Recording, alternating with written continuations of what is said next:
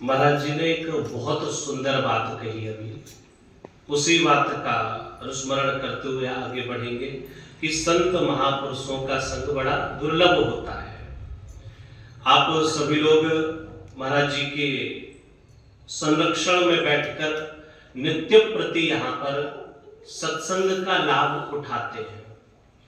तो सबसे पहले विचार करते हैं कि सत्संग की परिभाषा क्या है, सत्संग किसे कहते हैं। तो हमारे संत महापुरुषों ने इसकी परिभाषा की, सताम सज्जनानाम संगति ही सत्संगति ही। कहते हैं कि संत महापुरुषों का संग ही सत्संग है। पर नारद भक्ति दर्शन में नारद जी महाराज ने एक बहुत सुंदर बात कही। वो कहते हैं कि संत महापुरुषों का संग हर किसी को मिलता नहीं है। चाणक्य नीति में चाणक्य कहते हैं कि शैले शैले न माणिक्यम मौक्तिकम न गजे गजे साधवो नहीं सर्वत्र चंदनम न वने वने। शैले शैले न माणिक्यम, प्रत्येक शिला में मणि नहीं होती, प्रत्येक हाथी के मस्तिष्क में मोती उत्पन्न नहीं होता। ऐसे ही सभी लोगों को संत महापुरुषों का संग ऐसे ही प्राप्त नहीं हो पाता। कहते हैं कि जिनके ऊपर प्रभु की कृपा हो जाती है, जिनके ऊपर प्रभु की करुणा हो जाती है, उनको ही संत महापुरुषों का संग मिलता है।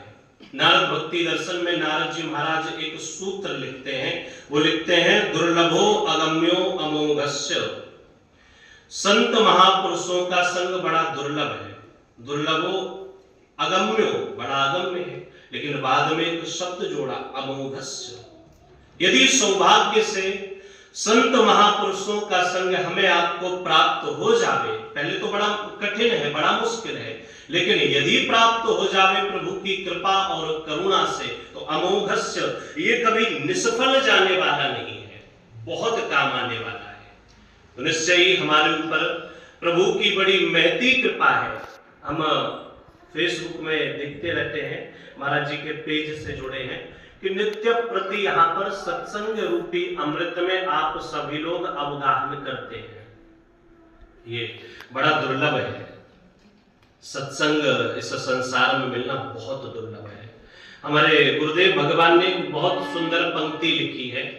वो एक बात कहते थे कि जिसे हम आप चुनते हैं, जब चुनाव होते हैं, हम आप उसे चुनकर पार्लियामेंट भेज देते हैं, विधानसभा, लोकसभा, सांसद, विधायक बनाकर भेज देते हैं।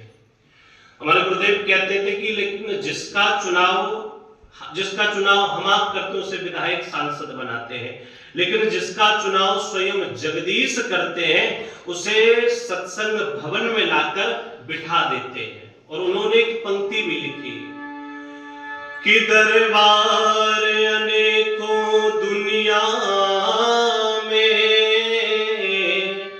पर यह दरबार निराला है। कि दरबार अनेकों दुनिया में, पर यह दरबार निराला है। कुछ खास किस्म के पथिक यहाँ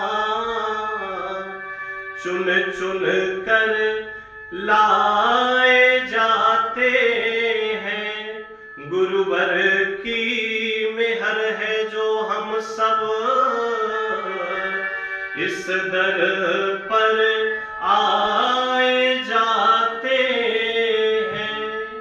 वो कहते हैं कि दरबार अनेकों दुनिया में, पर यह दरबार निराला है। सबके लिए नहीं कहा कि कुछ खास किस्म के पथिक यहाँ चुन चुन कर लाए जाते हैं। पथिक माने होता है राहगीर, और हमारे गुरुदेव भगवान का नाम भी पथिक था। माने जो प्रभु के पथ पर निरंतर चल रहा है वही तो पथिक है। हम आप भी पथिक हैं, अपने लक्ष्य को पाया नहीं, अभी दौड़ लगा रहे हैं, लक्ष्य की तरफ दौड़ रहे हैं, तो हम आप भी पथिक हैं। और हम आप पथिकों को प्रभु ने कृपा और करुणा करके इस गुरु दरबार में लाकर बैठा दिया। तो निश्चय ही हम पर प्रभु की बड़ी महती कृपा है। भागवत महापुराण के प्रारंभ में जब नारद जी को सनक सनंदन सनातन सनत कुमार का संग मिला और सनत कुमारों के द्वारा नारद जी महाराज को सत्संग की प्राप्ति हुई, तो नारद जी महाराज ने अपने भाग्य की सराहना करते हुए एक बहुत सुंदर बात कही। वो क्या कहते हैं? भाग्योदयेन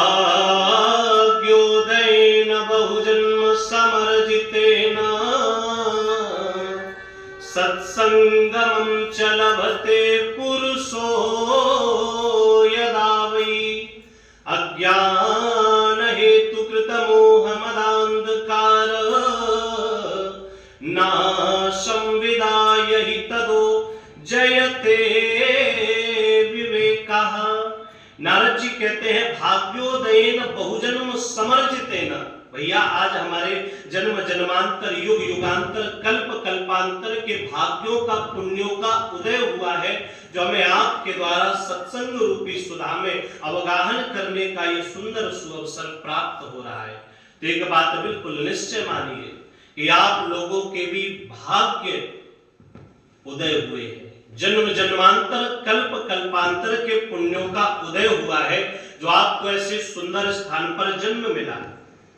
अथवा आप कहीं दूर के थे, लेकिन विधि के विधान से आप सबका विवाह होकर यहाँ आया इस आश्रम के निकट, और आप लोग अपने जीवन को सत्संग रूपी सुधा में सराबोर करते हुए अपने लक्ष्य को पाने के लिए आगे बढ़ रहे हैं। तो निश्चय ही बड़ी महती कृपा है भगवान की आप सब पर, जो ऐसे संत महापुरुषों का संग, ऐसे गुरुदेव का संग आप सबको प्राप्त हो रहा है।